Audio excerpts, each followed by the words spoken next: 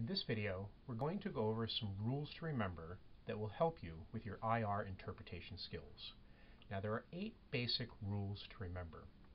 Rule number 1 says, stronger bonds have a larger force constant and will vibrate at higher frequencies. So just remember, as bonds get shorter and shorter and tighter, they're going to vibrate faster, they'll vibrate at higher frequencies, or go up to higher notes. They'll be blue shifted in IR spectroscopy. Rule number 2, heavier atoms vibrate at lower frequencies. Now this is just a product of inertia. If we have very light atoms with small mass, they're going to be able to vibrate much faster, but as we get to heavier and heavier atoms with a lot of mass and a lot of inertia, they're going to vibrate much more slowly. So they're going to redshift and go to lower frequencies in the IR spectrum. Rule number 3, bending vibrations occur at lower frequencies than stretching vibrations. So this is just a good rule of thumb to remember. So the stretching vibrations we see in an IR spectrum occur at higher frequencies. They are blue shifted. Those usually occur in the functional group portion of the IR spectrum. And then the bending vibrations usually show up in the fingerprint region of the IR and therefore are not interpretively very useful. Rule number 4, hybridization affects force constant. And the best example I can think of when looking at this one is if we look at sp2, sp3, and sp hybridized carbons.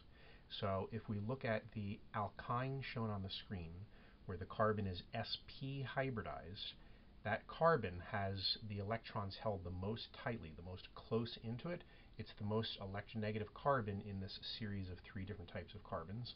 And so that carbon-hydrogen bond is actually the shortest. Okay, the carbon-hydrogen bond of the alkyne is the shortest, so it vibrates at the highest frequency, as shown on the screen here. That's at about 3,300 wave numbers. The sp2 hybridized carbon, which is not as electronegative as the sp hybridized carbon, is going to have a little bit of a longer bond, and so that bond is going to have a longer period of vibration, and so it's going to redshift. It says here on the screen that will redshift down about 200 wave numbers to about 3,100 wave numbers. And then finally, the sp3 hybridized carbon, which is the least electronegative carbon and holds the electrons further away from its center than any of the other types of carbons we're looking at on the screen here. That has the longest bond, so it has the longest period of vibration. It says here on the screen that that will be redshifted enough so that sp3 hybridized carbons show up usually to the right of 3,000 wave numbers. 2,900 wave numbers is what I'm showing on the screen here. Rule number 5. Resonance lengthens bonds and lowers stretching frequencies. So a good example to look at here is, remember, the starting ballpark place to look for a carbonyl stretch, the CO double bond, is at about 1710 to 1715 wave numbers. Now, if we look at the carbonyl shown on the right-hand side here, it says that it has a stretching frequency around 1680 wave numbers. And why is that? Well, what's going on here is in this alpha-beta unsaturated carbonyl, there is a set of electrons that can be donated in towards the carbonyl. And actually, if you think about it, we can draw a resonance contributor for this alpha-beta unsaturated carbonyl that looks like this. So we have a minus charge out on the oxygen and a plus charge down here on the beta carbon. Well, what's happening here is, as the electrons are being donated into the carbonyl, it is actually stretching that carbonyl bond out. It's actually giving it a little bit of sp3 hybridized character, whereas in the double bond carbonyl, it's an sp2 hybridized carbon. So here, as we stretch that carbonyl bond out and we give it more single bond character, it's going to be a longer bond. Longer bonds vibrate at lower frequencies, and so that is why we see the redshifting. Okay, rule number 6. Hydrogen bonding lowers frequencies and broadens peaks. Remember, always look for this when you have NHs or OHs. So for alcohols or amines, primary or secondary amines, look for the hydrogen bonding. It'll always be the broad shape you see in the peak as opposed to the really well-defined narrow peaks that you see for lots of other, actually for most other peak frequencies that you'll see in an IR spectrum. So remember, NHs and OHs, look for the hydrogen bonding and look for the broadening in the peaks. Rule number 7. Electron withdrawing groups shorten bonds and raise K values, thus raising frequencies. K values, remember, we're referring back to Hooke's law where we're talking about the spring constant. So if I have a bond of any type and I pull on that bond and I pull that bond in and make it shorter and tighter, well, it's logical that it's going to vibrate at a higher frequency. So if we look at the screen here, and again we go back to our example of a typical carbonyl, starting ballpark place to look for a carbonyl stretching vibration is about 1710, 1715 wave numbers. Now if we look at the ester to the right here on the screen, it says that the ester carbonyl vibration blue shifts all the way up to about 1735 wave numbers. Why is that?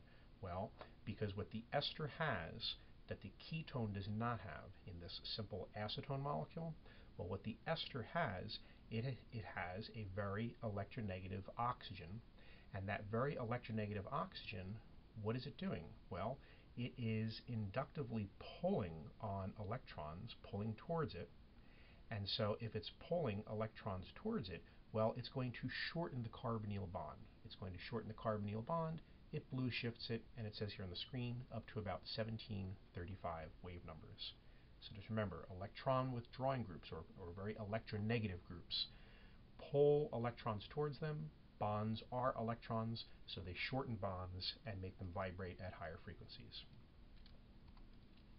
And finally, rule number 8. Electron donating groups lengthen bonds and lower frequencies. So this is the reverse of rule number 7. So here again, we'll go back to our simple ketone, acetone. The starting ballpark place to look is 1715 wave numbers for that carbonyl vibration. And here, if we have an electron donating group, such as a nitrogen of an amide, then that's actually going to lower the frequency. And here it says on the screen that it goes down to 1690 wave numbers. Well, why does it lower the frequency? Well, because the nitrogen of the amide, don't forget, has a lone pair of electrons on it.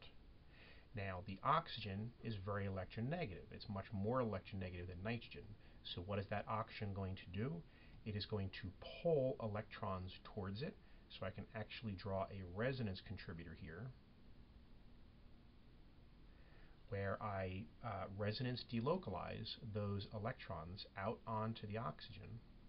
And so what happens is I get a resonance contributor that looks like this.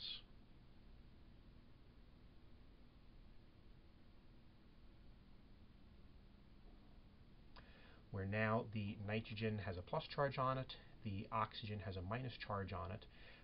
But importantly, what happened to that carbon-oxygen double bond is I'm giving that carbon-oxygen double bond now a lot more single bond character, because as the electrons are donating out onto the oxygen, I'm stretching that bond out, and so it's going to vibrate at a lower frequency. Sometimes people ask me, well, hey, how come that same phenomenon isn't being shown here in rule number 7, where the ester should stretch out the bond? And well, yes, it is true that the ester oxygen does have a lone pair of electrons. As a matter of fact, it has 2 lone pairs of electrons. But why are those electrons not being donated out onto the carbonyl oxygen, therefore stretching out the bond and lowering the frequency? Well, because here you have an oxygen donating electrons towards an oxygen. I mean, they are the same atom, they're the same electronegativity, there is no electronegativity difference. So you could say, is that going to be a significant resonance contributor? Because why would the oxygen donate electrons to oxygen? And so it is actually significantly different in rule number 8, where we have a nitrogen donating electrons out to the oxygen. And that makes perfect sense, because oxygen is significantly more electronegative than the nitrogen, and so donating the electrons there and stretching the bond out to lower the frequency makes perfect sense. So, If you have your starting ballpark numbers to remember for basic functional groups that you're going to look for in the functional group region of an IR spectrum, and then you just look through these 8 rules and remember these 8 rules, you'll learn how to take those rules and apply them to starting ballpark places for frequencies, and then be able to predict or observe, are the frequencies going to be red shifted to lower notes or lower frequencies in the IR spectrum, or blue shifted to higher frequencies and higher notes in the IR spectrum. With just these 8 rules, you can pretty much understand and interpret any kind of effect on peaks that you'll see in an IR spectrum.